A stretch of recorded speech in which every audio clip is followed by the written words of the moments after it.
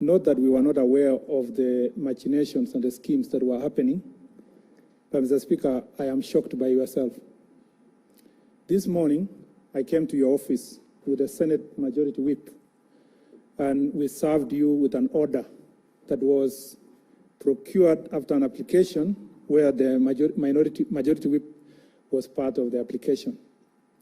In that application, Mr. Speaker, the court is very express, the tribunal is very express that, Mr. Speaker, it stayed any decision that was going to be made based on the purported coalition agreement between KANU and Jubilee. That is really weighty. Mr. Speaker, when the history of this House will be written, and your time as the second Speaker under the new Constitution, that very decision is going to be very key.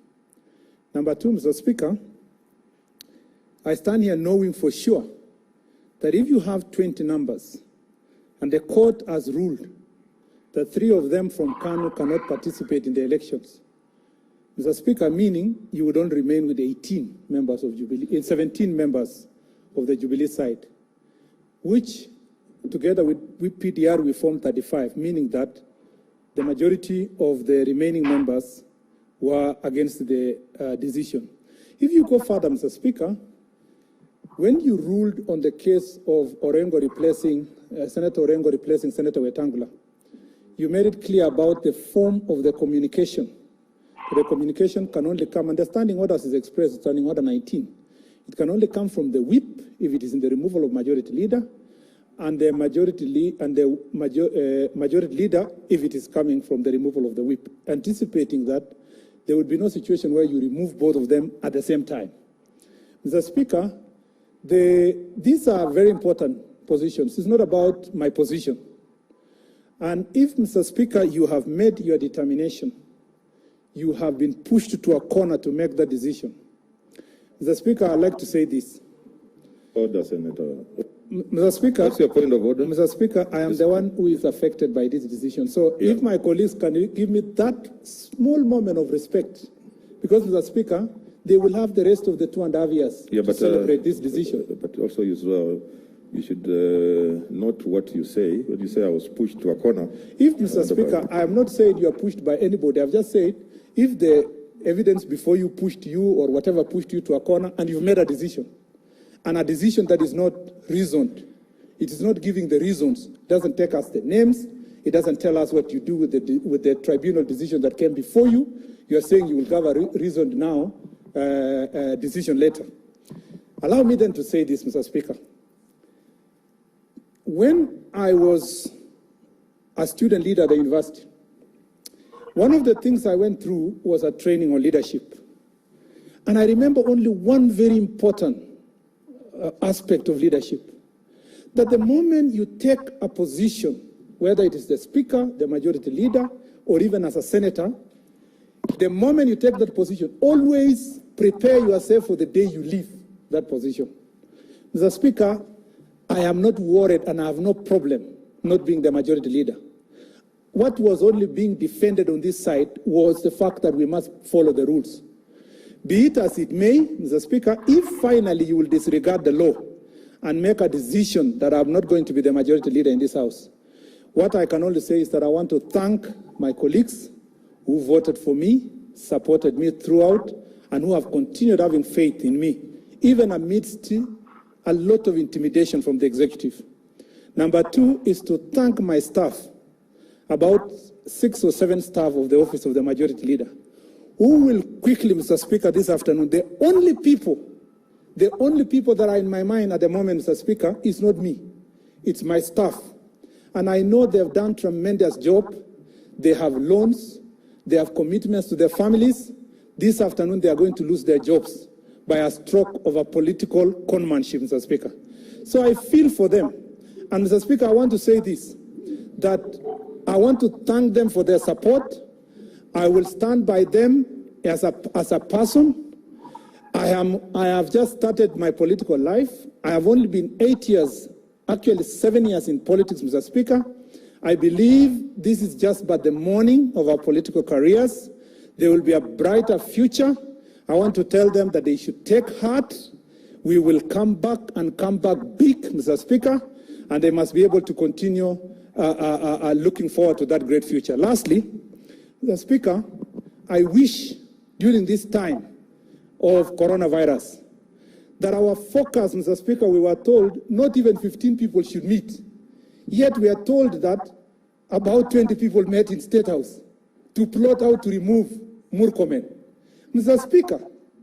Speaker, if the only agenda for our party, Jubilee, has been wrangles from 2018 up to now, not focusing on delivery of services, if the greatest achievement of the President of Kenya is to demonstrate to the people of this country that I have removed my majority leader, I'm a big man. Mr. Speaker, the President is already a big man.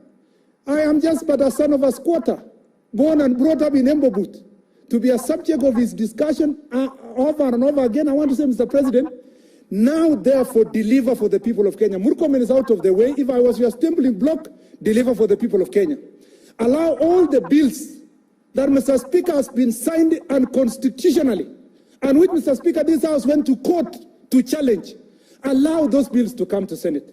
Mr. Speaker, I want to tell the President, stop lying to the Senate. You told us you will give us oversight fund.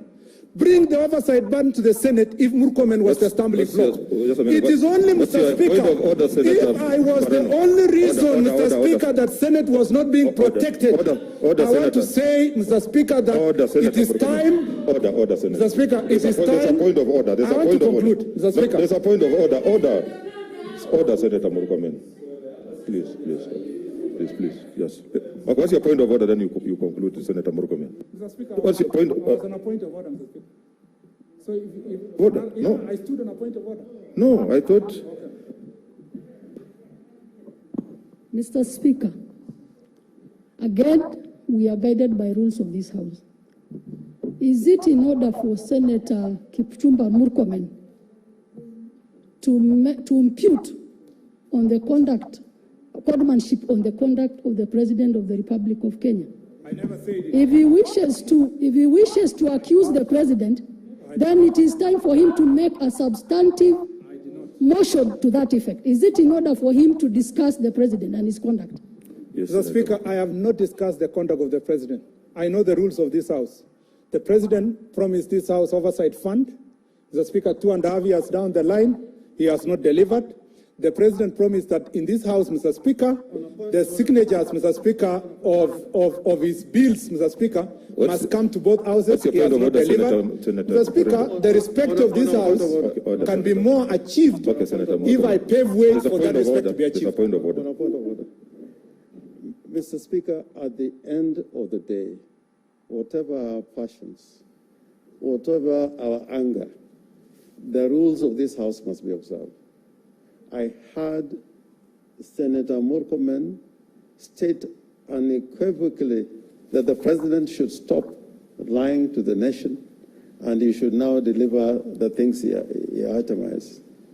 Mr. Speaker, is it in order for him to run away from his statement and try to persuade us that he didn't make those statements?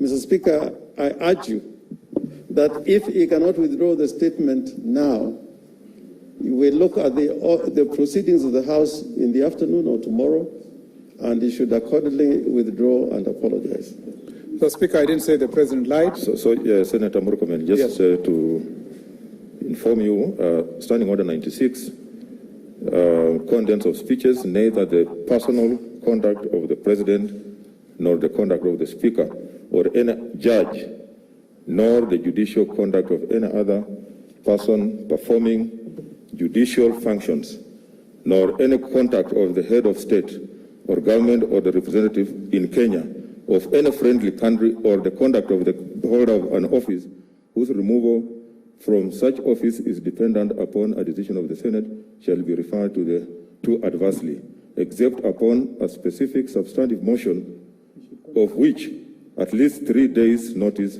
has been given. So I think thank you, Mr. Speaker. I am aware of the standing order. I am very clear in my debate. I am within the debating rules. I just want to conclude by saying this, that I hope, Mr. Speaker, by removing me and Senator Susan Kika, and procedurally and illegally and unconstitutionally, it will improve the relationship between this House and the National Assembly. It will also improve, Mr. Speaker, the executive promises to this House.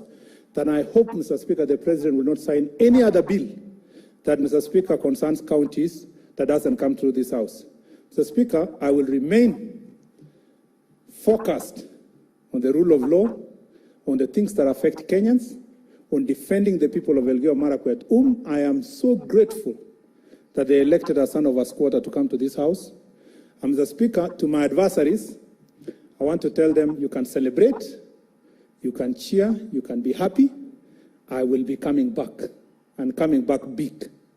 And Mr. Speaker, with all those remarks, I just want to say this. I know you will say the conduct of the Speaker is being put in doubt. You are my friend. I've known you for long. You've been a DC in my place. I knew you when you were governor.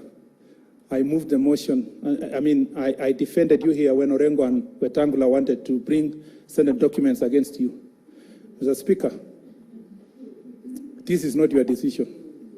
You made this decision under duress and undue influence. No. And I'm sorry you had to do it. Order, Thank you, Mr. Speaker. Order, Senator Murkomen. Mr. Speaker, Order. On a point of order, those remarks about the Speaker, and I've been in this House many years, and I've had wars with speakers. I've had a war with Senator Caparo, but never in the history of my life in Parliament would I address the Speaker in the manner in which you have been addressed. Mr. Speaker, if Mr. Murkomen, Senator Murkomen, wants to proceed to be part of this House, he should have no alternative but withdraw those remarks that he has made about you personally. Because when you sit on that chair, the person, Ken Lusaka, is not the equivalent of the Speaker of the Senate. He cannot undermine the authority of your office. So, Mr. Speaker, I demand that he withdraws and apologizes. And by the way, Mr. Speaker, we are going to speak on this issue since the other side has responded. We are also going to speak on this issue, the legality of the decision and whatever they have also been doing. We are going to address those issues. And I hope this continues in the afternoon. Senator Linturi. Thank you, Mr. Speaker.